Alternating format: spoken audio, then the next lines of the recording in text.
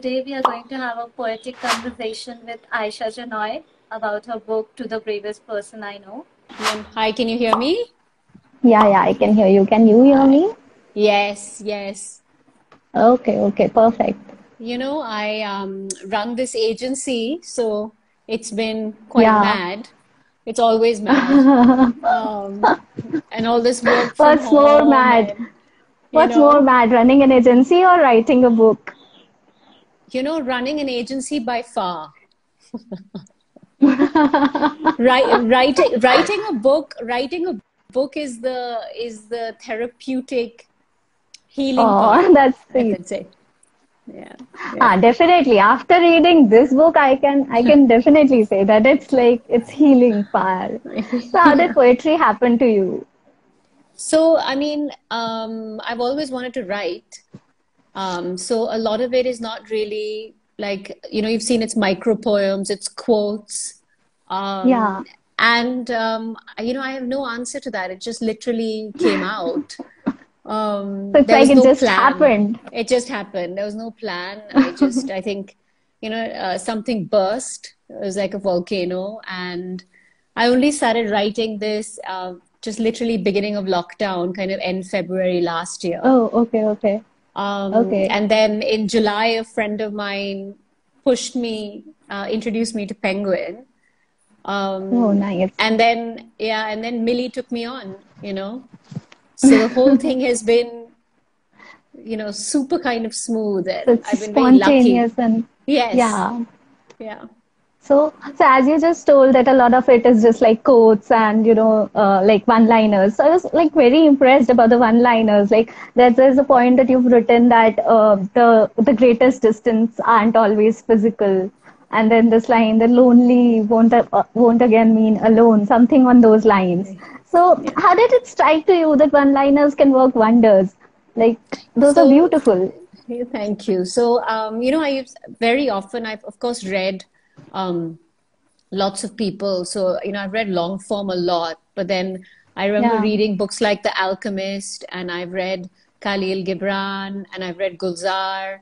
And so for the yeah. long form writers like Haruki Murakami and Isabel Allende, of course, I mean, the books have been very important at different parts of my life, but it's the short form, the one-liners, where a lot of stuff that Rupi Kaur, Atticus had written, Like they it stick with just you. they stick with you, and they resonate, and very often we just don't have the time, and it's that one quote that kind Yeah. of just changes your perspective on a bad day or when you're struggling with Yeah, I something. mean, I was wondering, while I was reading this book, I was wondering that how intense the thought behind has been. Because, Yeah. to write something like that she lifted her with a pen. So to write something like that, you need to think on those lines. So Yeah. how long did you take to like, write this? Like, this is So amazing. So I think that it's been I think that it's a culmination of one's life. So I think, Okay.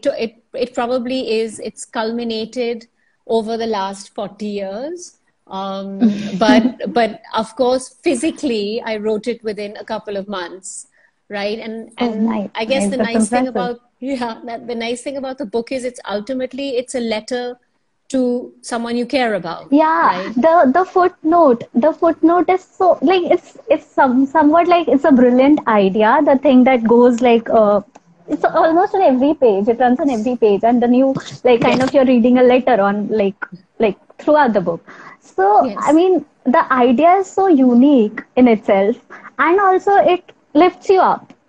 So it's definitely beautiful. So then I was also intrigued about the fact that there are illustrations in the book, on Yes. almost every page, and those are so apt to the content of the book. So how did you come up with the illustration stuff?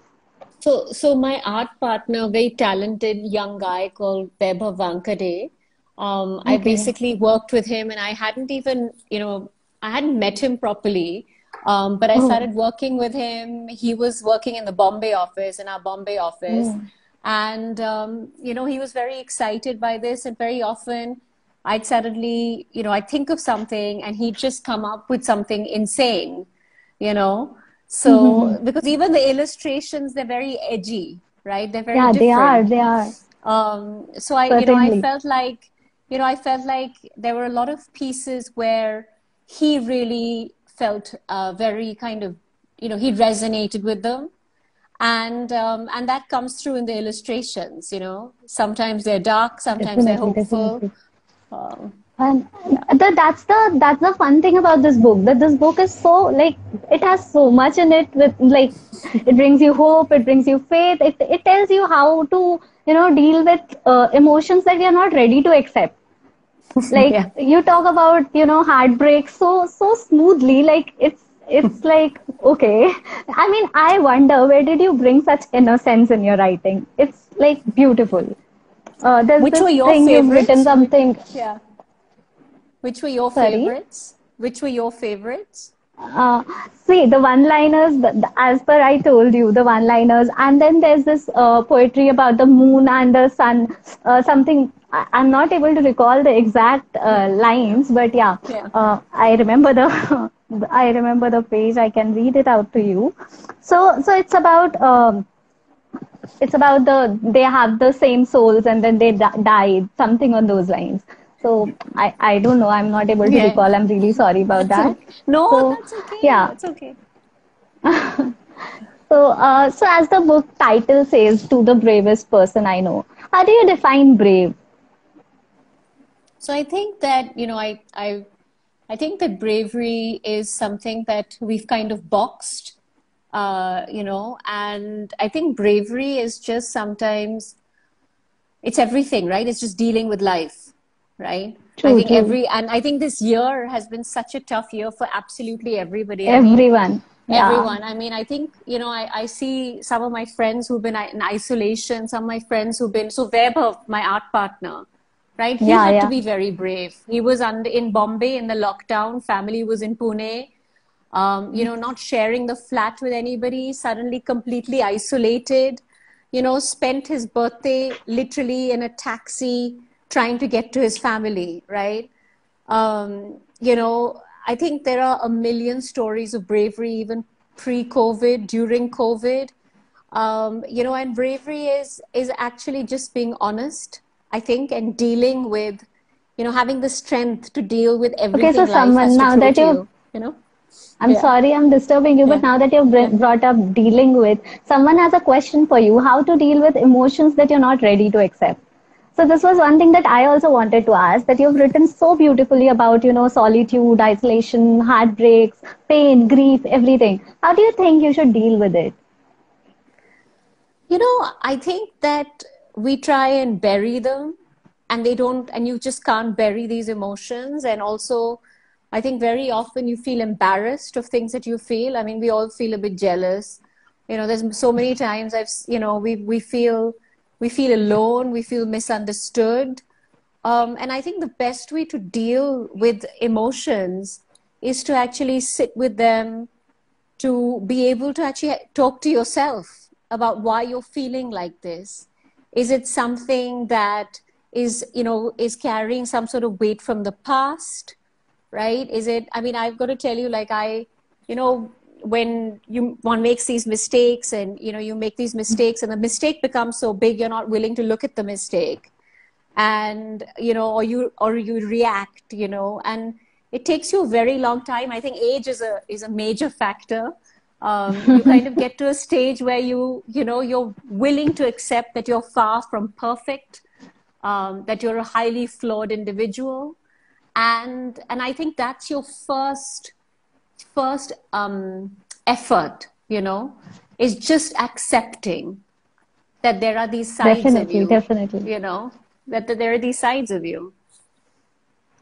But like as you said, age is a factor. At a younger age, I mean, when we are not ready to accept stuff like that, I mean, I feel that people are not even aware of. Like many a times we are like lost, we are like depressed, and we don't even know that we are depressed. We are hiding it, or we are living in a denial. So, do you think denial is a thing? Like, do you agree on this? Absolutely. I mean, I think it's major, right? We've all been through it. We all still go through it. Yeah.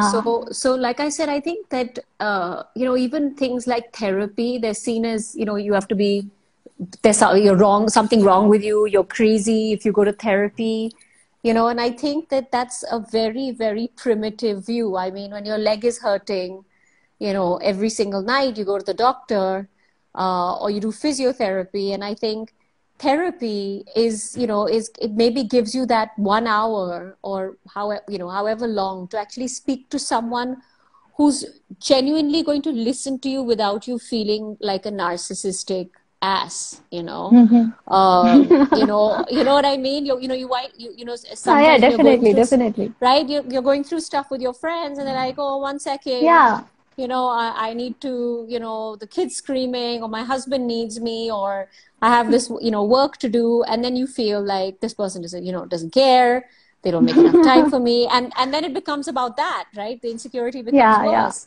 So I think that, yeah, we struggle with people giving time to us, proper time, and then yeah. we've got baggage with the people we want to speak to, whether it's your parents, whether it's your friends. So, I think that this whole speaking to somebody objective, whoever it might be, unfortunately, most people find that the most objective people who are available, truly available, are your therapists. They're paid to do that. So, they're trained to be empathetic. They're trained to understand if there might be a psychological issue, a small psychological issue, or a major, whatever it might be.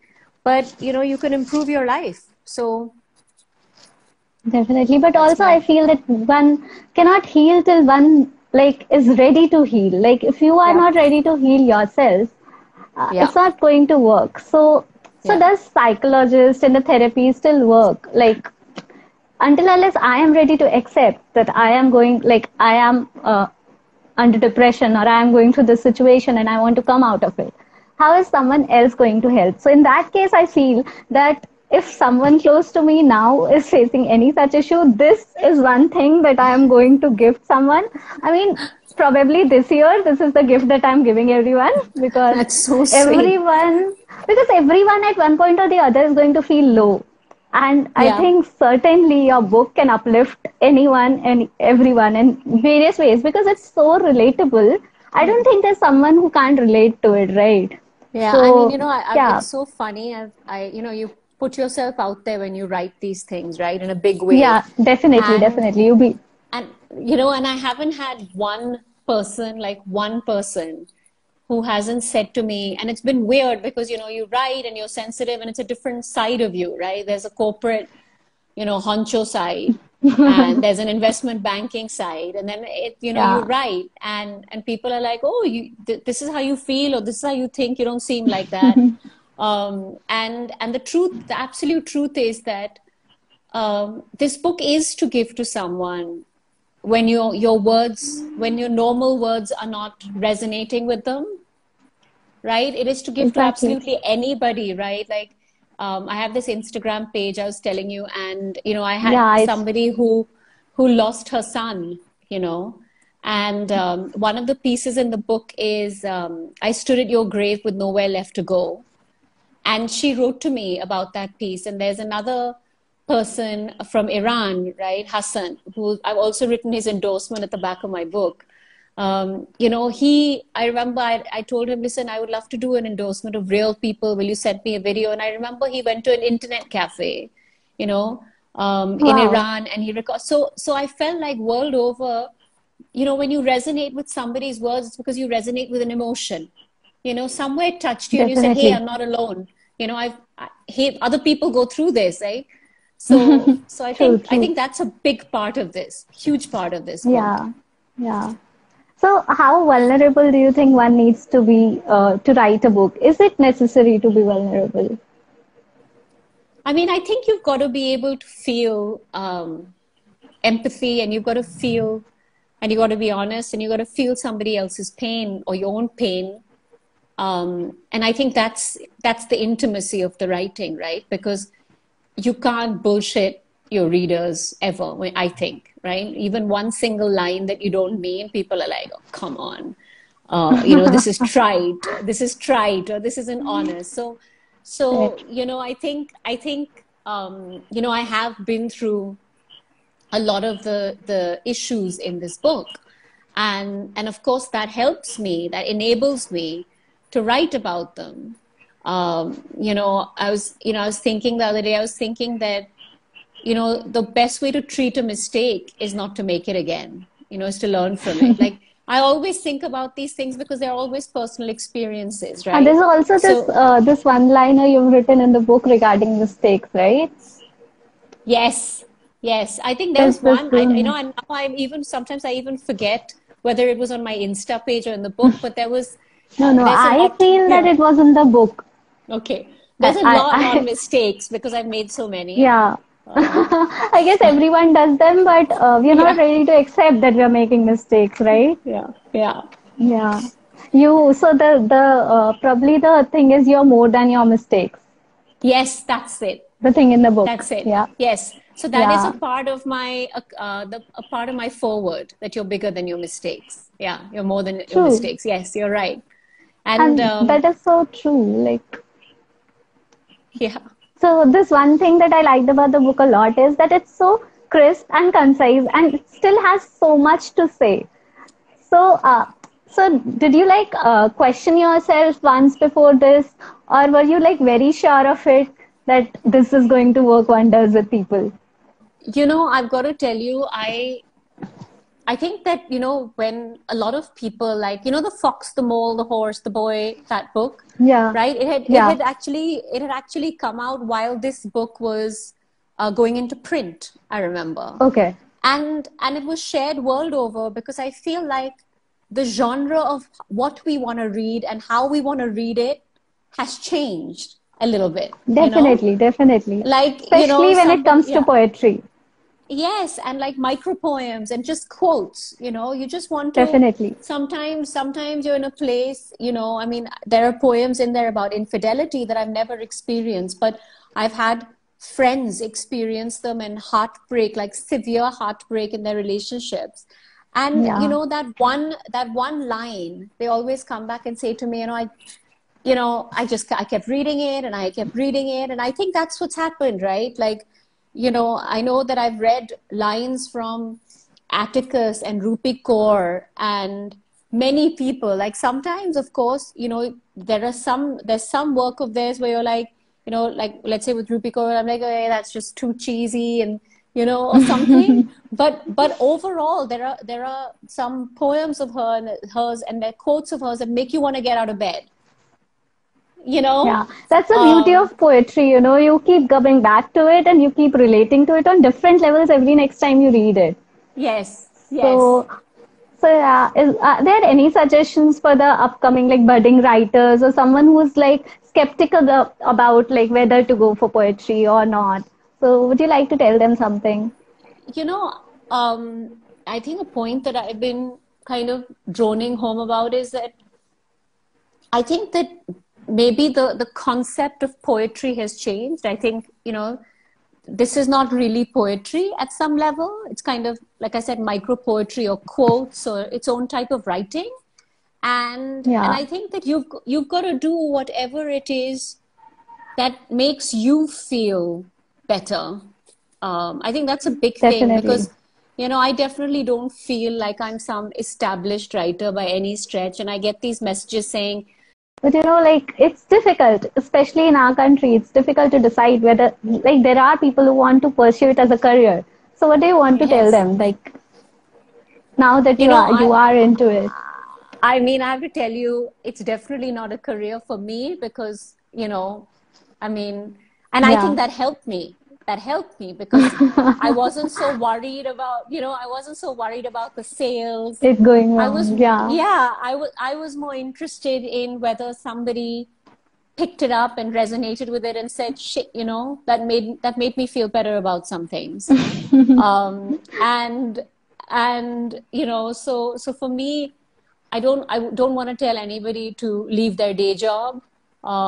Yeah, yeah. That's not the purpose. I mean, it really depends, right? Maybe you like a job. I like my job and I like writing. And I think living my life and working in my job actually helps me with life experience. It helped me with my writing, Yeah, yeah, yeah. you know. So, so when are we getting to read again from you? So when are you planning to like See, write another book?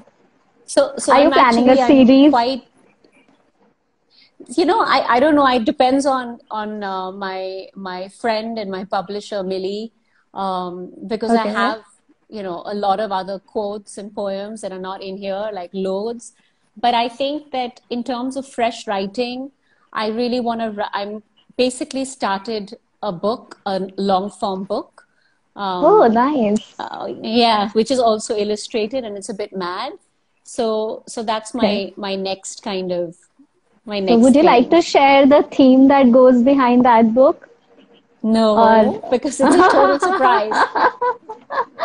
okay. So you want us to keep eagerly waiting for the book, Exactly. I obviously. want enough people to buy this book first. They are certainly going to buy this book because it's worth it. I mean, I myself am going to buy 10 copies for my friends. That is so And sweet. Thank further you. ahead, I don't know. Please let You're me know. welcome. I feel very embarrassed saying this, but if you need me to sign them, let me know. Oh, that's so sweet. Certainly, I'll let you know about it. So I have a question for you. What are like three books that inspire you and you feel like that almost everyone should, read them once or like once in like a must-read book? So, one of the books that I absolutely loved was A Fine Balance by Rohinton Mistry. I mean, I read it years Okay. ago, but it made such an impact on me. The second book that I absolutely loved, and it's one of those, and it's a writer who I mean, I'm her biggest fan, is Isabella Allende. She's a Latin American writer, and she's written a kind of biography called A Okay. Sum of Our Ages. A Sum of Our Ages. I don't know if I'm getting the title exactly right, but it's stunning. And of course, Haruki Murakami, I mean, The Elephant Vanishes, any of the Definitely. million books. But a book that I think that I also read recently that I absolutely loved, that was very simple and very beautiful, was Sally Rooney, Normal People. Okay. It's a Cool. So love I guess story. we It's have some. brilliant. Lots, Okay. lots. So I've got a million books I could suggest. Pachinko. I I read am sure, and Pachinko. that's why I You asked know, you three. yeah. Okay, Because okay. it's I'll give always you a another difficult one. choice. Last Yeah, one. sure, Dutch House. sure. Dutch House. The Dutch Sorry, House by Anne. The sorry. Dutch House Oh, by Dutch Anne House. Pratchett. Okay, okay, Oh my God, what a okay. book! What a book! Yeah. Okay. So another difficult question, like you talked about long form of poetry and you talked about short form of poetry. If you were to choose one, what would you go for? Short form, Okay. And if definitely. it's short form, who's the writer that you look up to, other than you yourself? Gibran, Khalil Gibran. Any day. Definitely. Yeah. Okay, so yeah, well, it was an amazing session with you, I guess. I would like to Thank like you. continue with this, but then time doesn't permit. So I guess that'd be it. Anything else Thank that you you. want to say to the audience? Nothing at all. I mean, I'd love some feedback on the book. I'd love some feedback from you, later. And that's it. Thank you for having Okay, me. someone says you're such an avid reader.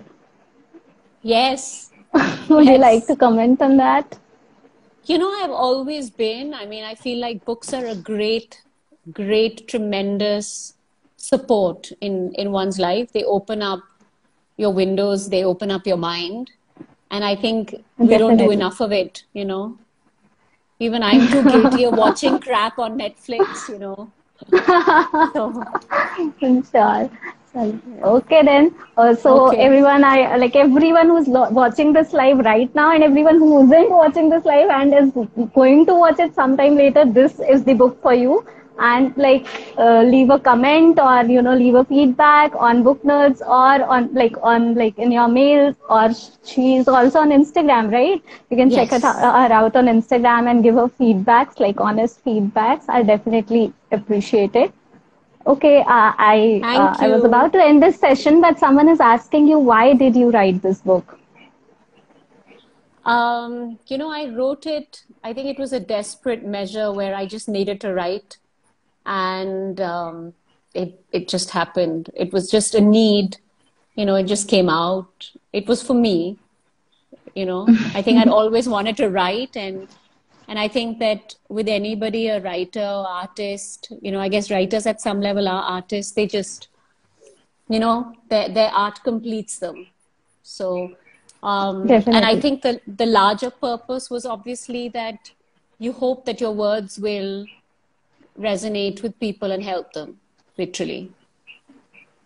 Perfect. So the takeaway for me was you did it for yourself. I mean, it's so beautiful when someone tells you that I did it for myself. It's like, wow. So, okay, then it was really nice talking to you. And Thank I'm like, you. I want to congratulate you upon your book, and I'm Thank looking you. forward to the long form, definitely. Thank So, you. yeah, that's about it. So, Thank you.